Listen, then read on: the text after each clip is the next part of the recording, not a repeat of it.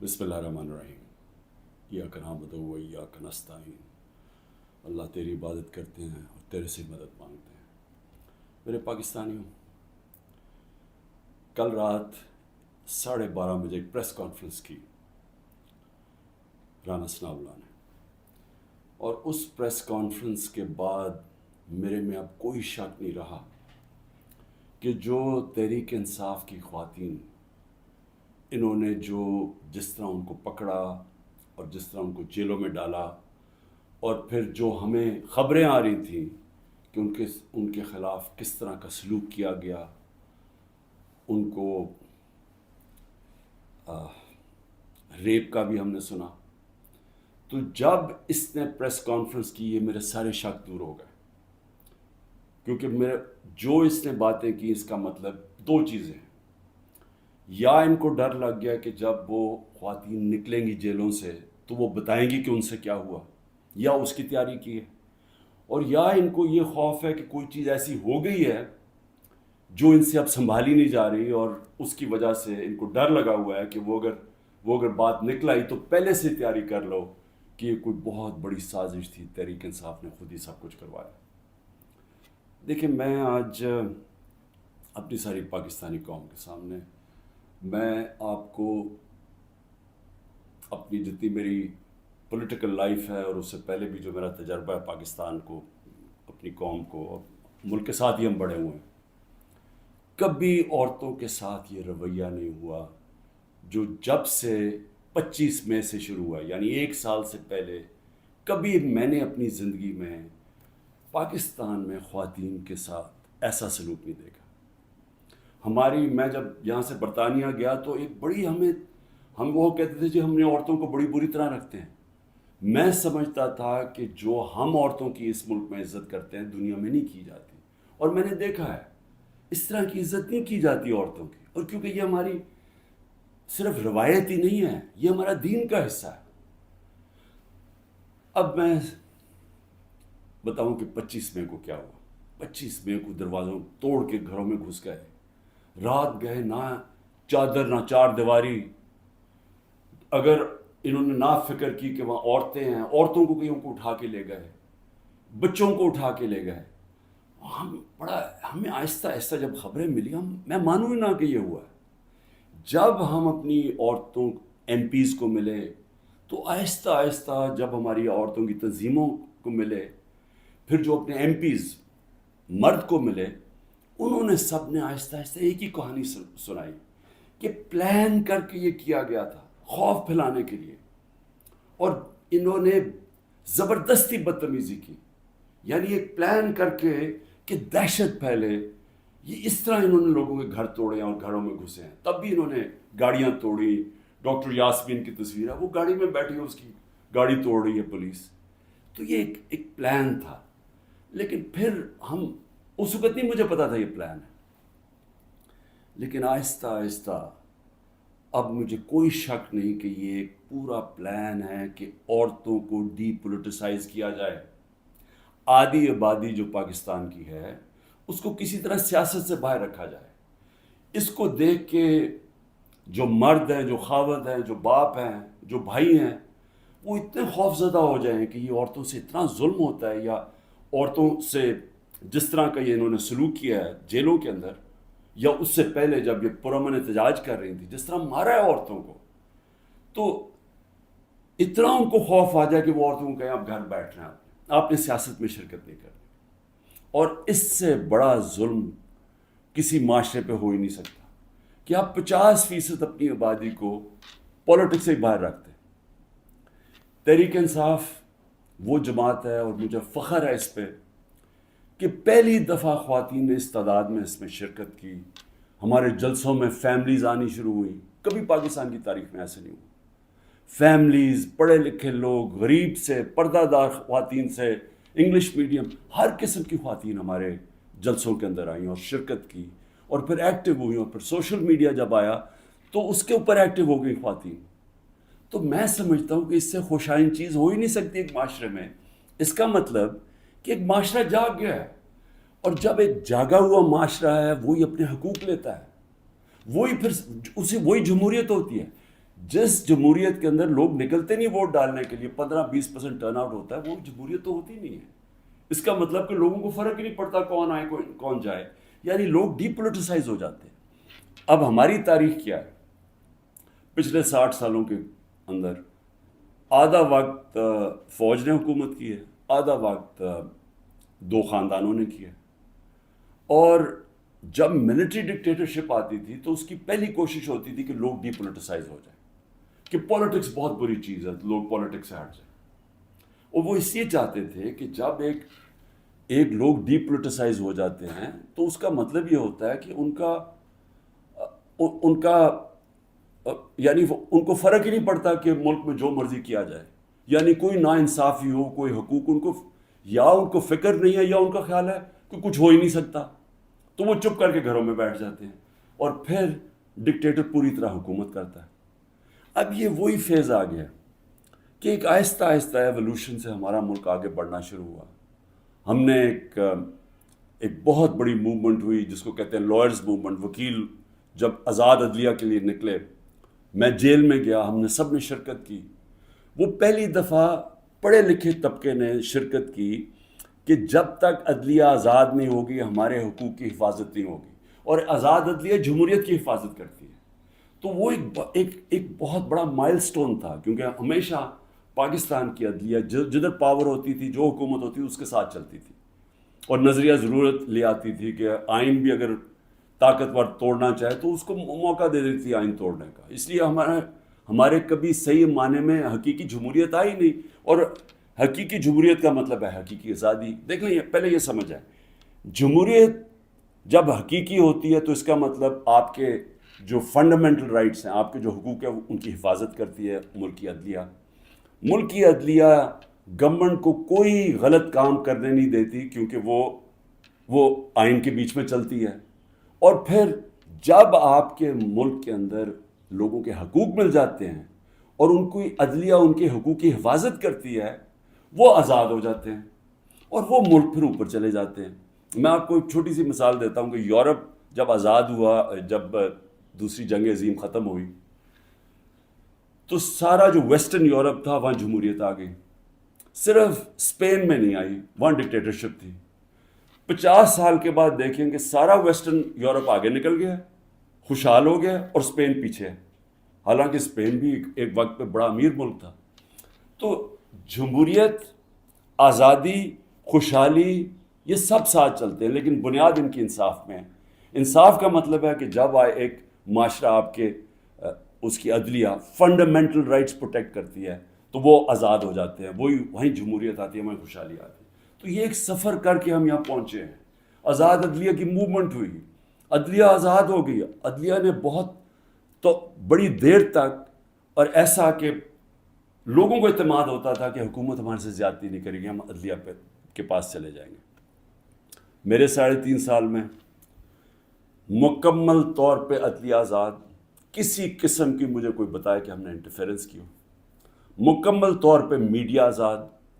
ذرا موازنہ کریں آج جو میڈیا کا حال ہے اور جو ہمارے دور پہ تھا. 80% تنقید ہماری گورنمنٹ کی ہو رہی ہوتی تھی، حالانکہ اس گورنمنٹ نے کرونا سے دنیا نے ایکنالج کیا پاکستان کے، جس طرح ہم نے کرونا کو ہینڈل کیا. ٹاپ 3 دنیا میں ملک تھے. دنیا نے ہمارے احساس پروگرام کو ایکنالج کیا. دنیا نے ہمارے جو ہم نے پہلی دفعہ ماحولیات کے اوپر ملک کی تاریخ میں جو ہم نے درخت اگائے، جو بلین ٹری سونامی جس کو کہتے ہیں، دنیا نے مانا اس کو. بورس جانسن نے، جو برطانیہ پرائم منسٹر، نے یو این میں تقریر میں نام لیا میرا اور کہا کہ ہم اس طرف آگے جا رہے ہیں. پہلی دفعہ ڈیمز بنانے شروع کیے 50 سال کے بعد. تو وہ حکومت جو اپنے ملک کی اکانومی کو بھی لا کے کھڑا کرتی ہے، اور 6.1%، کوئی کہتا ہے 5%، یعنی تاریخ کی وہ چند لمحے تھے جب سب سے زیادہ ملک آگے بڑھ رہا تھا. لیکن اس کو تنقید کتنی ہوئی؟ ذرا اٹھا کے دیکھ لیں اخبار، آپ صرف ٹی وی پروگرامز دیکھ لیں، ہمیں سارا وقت تنقید ہوئی. ہمارے ہاں 3 لانگ مارچز ہوئی. ایک بتائیں کہ کسی کے اوپر کوئی FIR کاٹی، کسی کو کوئی گھروں میں گھس کے کوئی روکنے کی کوشش کی. تو یہ جو ہوا ہمارے ساتھ 25 مارچ کے بعد، یہ پلان کے ہوا تھا. یہ ہماری جمہوریت کو جو جتنا نقصان اب پہنچا ہے، میں جنرل مشرف کی ڈکٹیٹرشپ مجھے یاد ہے، اس طرح کے حالات نہیں تھے وہاں. جنرل مشرف کے دور میں تو میڈیا بھی چل رہا تھا، وہاں تو میں اپوزیشن میں تھا، ہمیں تو کبھی اس طرح کی سختی نہیں ہوئی. تو یہ تو اب وہ جنرل ضیاء کے دور پہ پہنچ گئے ہیں. تو مجھے تو نہیں پتا کہ جنرل ضیاء کے دور میں کس طرح اپوزیشن کو کیا. ہم نے سنا ہے کہ پیپلز پارٹی کے اوپر بڑی سختی تھی، لیکن جو اب ہو رہا ہے یہ تو ہماری ساری جمہوریت کی نگیشن ہو گئی ہے. نہ یہاں فنڈامنٹل رائٹس ہیں، نہ یہاں سپریم کورٹ کے فیصلے مانے جاتے ہیں، نہ کانسٹیٹیوشن کے اوپر جب کانسٹیٹیوشن کہتی ہے 90 دن میں الیکشن، نہ وہ الیکشن ہو رہے ہیں. گورنمنٹ اس کی پرواہ نہیں کرتی. عدالتیں بیل دیتی ہیں، پکڑ کے دوسرے کیس میں اندر ڈال دیتے ہیں. عدالتیں کہتی ہیں ہمیں عمران ریاض کو یہاں لے کے آؤ یا کسی اور کو لے کے آؤ، اس کی پرواہ نہیں کی جاتی. یعنی میڈیا کا جو منہ بند کیا ہوا ہے، جس طرح کے حالات آ جائیں، ٹیلی فون کیے جاتے ہیں، دھمکیاں دی جاتی ہیں. ہمارے جو لوگوں کو اب یہ توڑ رہے ہیں اور جو کہتے ہیں کہ جی میں تحریک انصاف چھوڑا ہوں، میں فوج سے بڑا پیار کرتا ہوں، ذرا ان سے ذرا چپ کر کے بیٹھ کے پوچھیں کہ ان سے کیا کیا ہے. ان کی دھمکیاں دی گئی ہیں کہ تمہاری فیملیز کو نہیں ہم چھوڑیں گے، تمہارے بزنسز ختم کر دیں گے. یہ کب ہوا تھا پاکستان کی تاریخ میں؟ ان کے رشتہ داروں کو پکڑ لیتے ہیں، جو باہر بیٹھے ہوئے پاکستانی، وہ اگر ٹویٹ کر دیں ان کے رشتہ داروں کو پکڑ لیتے ہیں یہاں پاکستان میں، جن کا کوئی تعلق ہی کسی سے نہیں ہے. یعنی جس طرح کی چیزیں اب ہو رہی ہیں، اس کا تو کوئی تصور بھی نہیں کوئی کر سکتا تھا ہوگا. تو جمہوریت تو ختم ہو گئی ہے پاکستان میں. اس لیے میں آج اپنی سپریم کورٹ، اپنے 15 ججز سپریم کورٹ، اپنی ساری قوم کی طرف سے، وہ پارٹی جو اس وقت سب سے بڑی پارٹی ہے پاکستان میں اس کی طرف سے، بلکہ اپنی عوام کی طرف سے میں آپ کو آج اپیل کرتا ہوں کہ سارا ملک اب آپ کی طرف دیکھ رہا ہے. یہ تاریخ یاد رکھے گی آپ کا رول. اب تک ہمیں ایسے نظر آ رہا ہے کہ آپ طاقتور کے سامنے آپ آہستہ آہستہ اپنی پاور کنسیڈ کیے جا رہے ہیں، اپنی آزادی کھوئے جا رہے ہیں. ہمیں نہیں نظر آ رہا کہ آپ سٹینڈ لینے کے قابل ہیں ان طاقتور کے سامنے. کیونکہ جس طرح ہمارے فنڈامنٹل رائٹس ہر روز، میں ہر روز کی اب بات کر رہا ہوں، رات عمر ایوب کے گھر میں گھسے، وہاں سارا دوسری دفعہ گھر میں گھسے، وہ تو چھپا ہوا ہے، اس کا سارا گھر توڑ دیا. شہزاد اکبر وہ انگلینڈ بیٹھا ہوا ہے، اس کا جو بھائی ہے وہ پوری طرح نارمل نہیں ہے، وہ اسپیشل چائلڈ ہے، جس طرح ذل شاہ تھا. رات اس کے گھر میں گھسے، اس کو اٹھا کے لے گئے. یعنی جو ہو رہا ہے ہر روز ہمارے فنڈامنٹل رائٹس کی وائلیشن ہو رہی ہے. اور پھر کوئی اس وقت ہمیں نظر نہیں آ رہا کہ ہمارے کو حفاظت کرنے کے لیے ایک ایسی عدلیہ ہے جو ہمارے رائٹس کو پروٹیکٹ کرے گی. تو میں اس لیے آپ سے اپیل کر رہا ہوں کہ یہ بڑی مشکل سے ہم جمہوریت کا سفر طے کر کے یہاں پہنچے.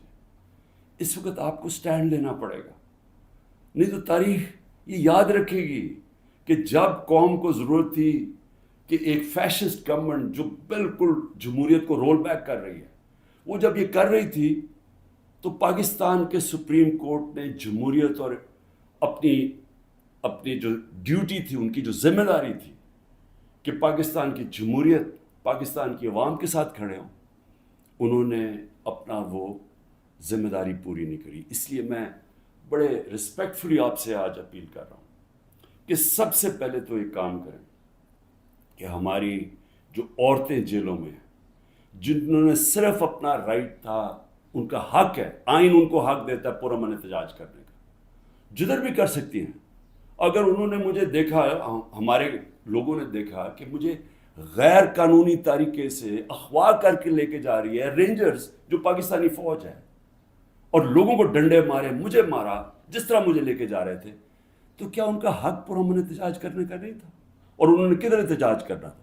GHQ کے سامنے کرنا تھا، جو بھی آرمی جدھر ہوگی ادھر ہی کرنا تھا، کنٹونمنٹ میں کرنا تھا، اور کدھر جا کے وہ احتجاج کرتے؟ پرامن احتجاج کرنا ان کا حق تھا. جو وہ نہیں کرنا، جس نے بھی کیا ہے اس کے اوپر سخت ایکشن لینا چاہیے. جنہوں نے جلایا، جنہوں نے توڑ پھوڑ کی. میں پہلے دن جب سپریم کورٹ کے چیف جسٹس کے سامنے کہا، مجھے تو پہلی دفعہ پتہ چلا ہوا کیا میں نے تو تب مذمت کی تھی، اور میں کہا ان کے اوپر ایکشن لو، کیونکہ غیر قانونی چیز کے اوپر ایکشن لو. لیکن اس کی آڑ میں جو ہو رہا ہے، جس طرح یہ ملک کو ساری جمہوریت رول بیک کی جا رہی ہے، ایک پوری پارٹی کو بین کر، سب سے بڑی پارٹی کو پکڑ کے ہر آدمی کو جیلوں میں ڈالا جا رہا ہے. تو یہ پی ٹی آئی کے خلاف نہیں ہے، یہ جمہوریت کے خلاف ایکشن ہو رہا ہے، یہ ملک کی آزادی کے خلاف ہو رہا ہے. یہ تو ہمیں غلام بنایا جا رہا ہے، کہ ہمیں طاقت کا غلام بنایا جا رہا ہے. ہمیں یہ قانون کی حکمرانی نہیں ہے، اب یہ طاقت کی حکمرانی آ گئی ہے، یہ جنگل کا قانون ہے. تو آپ کو نمبر 1 وہ عورتیں جنہوں نے کسی جلاؤ گھراؤ میں نہیں تھیں، صرف وہ اپنا جو ان کا حق ہے، آئین حق دیتا ہے پرامن احتجاج کا، اس کی وجہ سے جیلوں میں ہیں. اور میں آپ کو بتا رہا ہوں کہ ان کے اوپر زیادتیاں ہو رہی ہیں، ہر کے نہیں. میں نے اڈیالہ جیل سے نہیں سنا کہ عورتوں سے زیادتی ہوئی، صرف ان کی کنڈیشنز بری ہیں جس طرح ان کو ٹھہرایا ہوا ہے، لیکن اور جگہ سے خبریں آ رہی ہیں. تو میں سب سے پہلے آپ سے ریکویسٹ کرتا ہوں، سو موٹو ایکشن لے کے ان کو تو باہر نکالیں. دوسرا،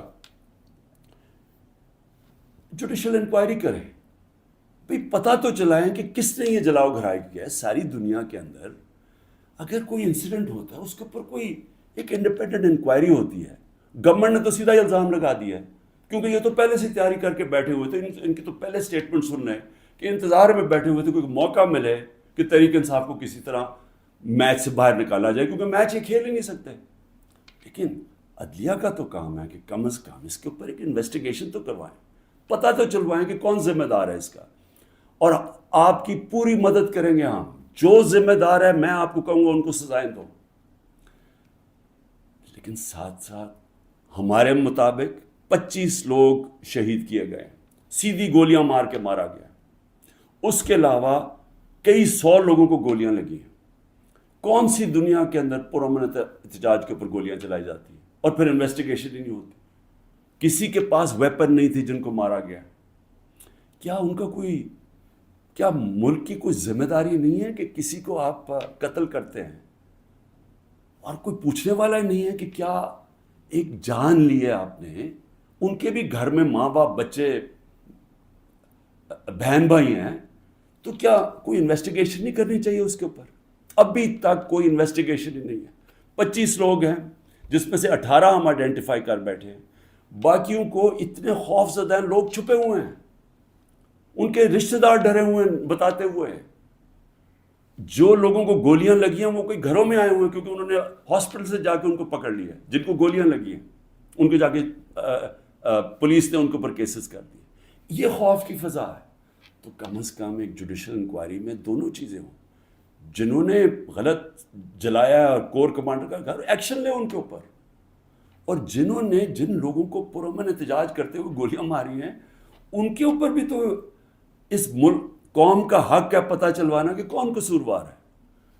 اور پھر تیسری چیز، جب ایک ملک کے اندر عدلیہ کے فیصلے نہیں مانے جاتے اور ججز وہاں بیٹھ کے رو پڑتے ہیں کہ ہم کیا کریں، ہم آپ کو بیل دیں گے، وہاں سے پھر پکڑ لیں گے، تو آپ بہتر یہ ہے کہ آپ پریس کانفرنس ہی کر دیں اور کہیں جی میں تحریک انصاف کا حصہ نہیں ہوں.